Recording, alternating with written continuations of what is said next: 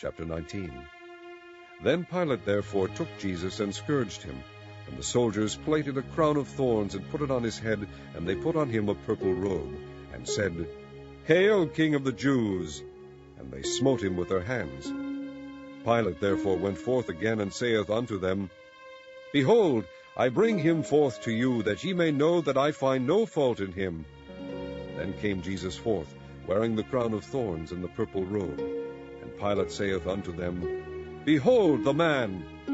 When the chief priests therefore and officers saw him, they cried out, saying, Crucify him! Crucify him! Pilate saith unto them, Take ye him, and crucify him, for I find no fault in him. The Jews answered him, We have a law, and by our law he ought to die, because he made himself the Son of God.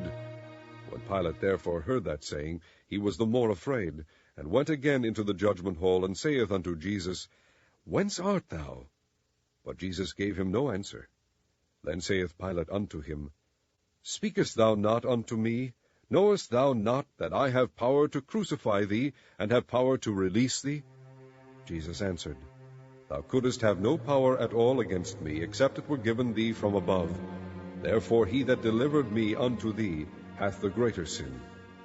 And from thenceforth Pilate sought to release him, but the Jews cried out, saying, If thou let this man go, thou art not Caesar's friend. Whosoever maketh himself a king speaketh against Caesar. When Pilate therefore heard that saying, he brought Jesus forth, and sat down in the judgment seat, in a place that is called the Pavement, but in the Hebrew Gabbatha. And it was the preparation of the Passover, and about the 6th hour. And he saith unto the Jews, Behold your king! But they cried out, Away with him, crucify him! Pilate saith unto them, Shall I crucify your king? The chief priest answered, We have no king but Caesar. Then delivered he him therefore unto them to be crucified. And they took Jesus, and led him away. And he, bearing his cross, went forth into a place called the place of a skull, which is called in the Hebrew Golgotha, where they crucified him, and two other with him, on either side one, and Jesus in the midst. And Pilate wrote a title, and put it on the cross, and the writing was, Jesus of Nazareth, the King of the Jews. This title then read many of the Jews, for the place where Jesus was crucified was nigh to the city, and it was written in Hebrew and Greek and Latin. Then said the chief priests of the Jews to Pilate, Write not, the King of the Jews, but that he said, I am the King of the Jews. Pilate answered, What I have written, I have written.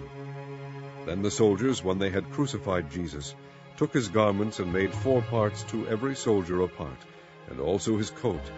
Now the coat was without seam, woven from the top throughout.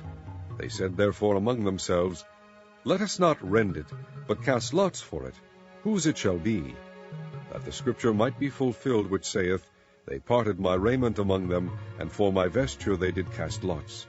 These things therefore the soldiers did. Now there stood by the cross of Jesus his mother, and his mother's sister, Mary the wife of Cleophas, and Mary Magdalene. When Jesus therefore saw his mother, and the disciple standing by whom he loved, he saith unto his mother, Woman, behold thy son. Then saith he to the disciple, Behold thy mother. And from that hour that disciple took her unto his own home. After this Jesus, knowing that all things were now accomplished, that the scripture might be fulfilled, saith, I thirst. Now there was set a vessel full of vinegar, and they filled a sponge with vinegar, and put it upon hyssop, and put it to his mouth. When Jesus therefore had received the vinegar, he said, It is finished. And he bowed his head, and gave up the ghost. The Jews therefore, because it was the preparation, that the body should not remain upon the cross on the Sabbath day, for that Sabbath day was an high day, besought Pilate that their legs might be broken, and that they might be taken away. Then came the soldiers, and brake the legs of the first, and of the other which was crucified with him. But when they came to Jesus, and saw that he was dead already, they brake not his legs. But one of the soldiers with a spear pierced his side, and forthwith came there out blood and water. And he that saw it bare record, and his record is true, and he knoweth that he saith true, that ye might believe. For these things were done, that the scripture should be fulfilled, A bone of him shall not be broken. And again another scripture saith, they shall look on him whom they pierced. And after this Joseph of Arimathea, being a disciple of Jesus, but secretly for fear of the Jews, besought Pilate that he might take away the body of Jesus. And Pilate gave him leave. He came therefore and took the body of Jesus. And there came also Nicodemus, which at the first came to Jesus by night, and brought a mixture of myrrh and aloes, about 100 pound weight. Then took they the body of Jesus, and wound it in linen clothes with the spices, as the manner of the Jews is to bury.